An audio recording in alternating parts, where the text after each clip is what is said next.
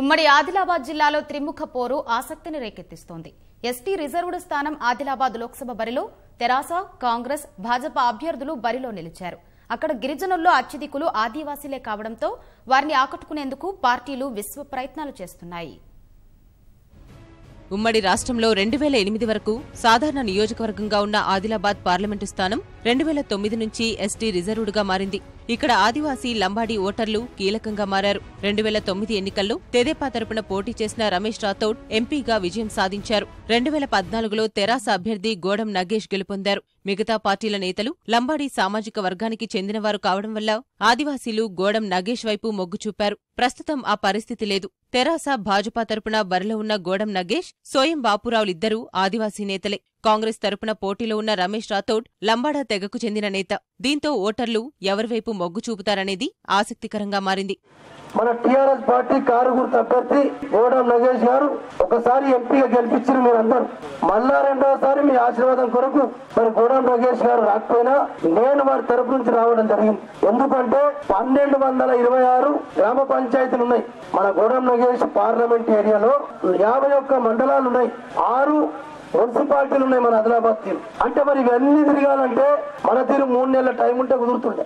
ఏ మండలం తిరిగితే ఆ మండల నాయకులతోటి నేను మీ ఊరికి రావడం జరిగింది. పార్లమెంట్ లో ఓట్లు వేసి గెలిపించి పంపితే ఆయన కేవలము 5 సంవత్సరాల్లో 3 క్వశ్చన్లు వేసి మాట్లాడడం జరిగింది. అంటే ప్రజలు మన ఆదిలాబాద్ జిల్లా వెనుకబడిన జిల్లా కాబట్టి ఇక్కడ సమస్యల్ని వాళ్ళు పార్లమెంట్ లో మాట్లాడి చేస్తారన్న నమ్మకంతో చెప్తే ఏ ఒక్క ఆదిలాబాద్ సంబంధించిన ప్రశ్నను అడగలేదంటే ఎంత సిగ్గుచేటు.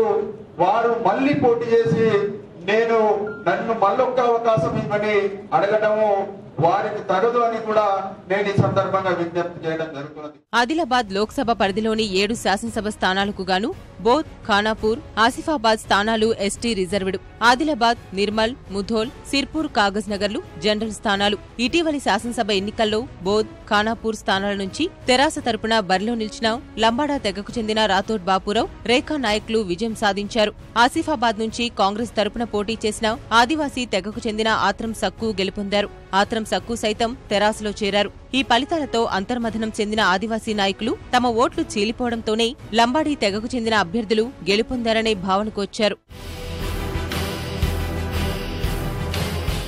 ఎంపీగా పనిచేసిన గోడం నగేష్ సొంత తెగకు చెందిన ఆదివాసీ గూడాల్లో పర్యటించలేదనే విమర్శలు ఉన్నాయి. అదేవిధంగా ఆదివాసీ ఉద్యమాన్ని సైతం పరిగణలోకి తీసుకోలేదని ఆ వర్గాల్లో నైరాస్యం వ్యక్తమవుతోంది. శాసనసభ ఎన్నికల్లో నేతల మధ్య అభిప్రాయ భేదాలు తలెత్తగా సీఎం ఆదేశాలతో మంత్రి ఇంద్రకరణ్ రెడ్డి సఖ్యత కోసం ప్రయత్నిస్తున్నారు. త్రిముఖ పోరులో ఆదివాసీ ఓటర్లు ఎవరివైపు మొగ్గు చూపుతారనే ఉత్కంఠ నెలకొంది.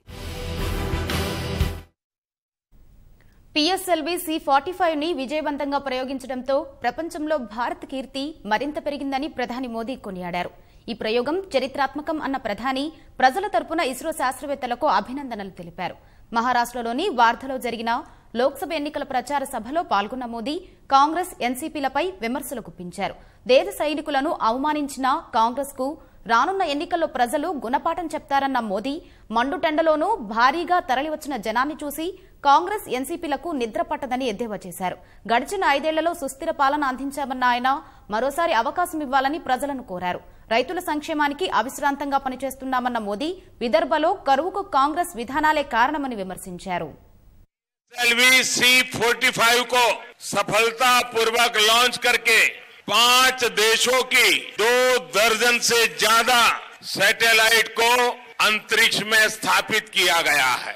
सबसे पहले देशवासियों की तरफ से अपने वैज्ञानिकों को बधाई देता हूं.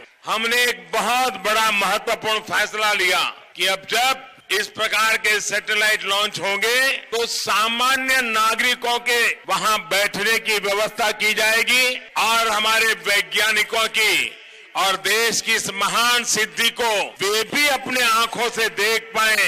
आज उसकी भी शुरुआत हुई. आप लोगों ने 5 साल पहले मुझे इस देश के सेवा करने का सौभाग्य दिया था.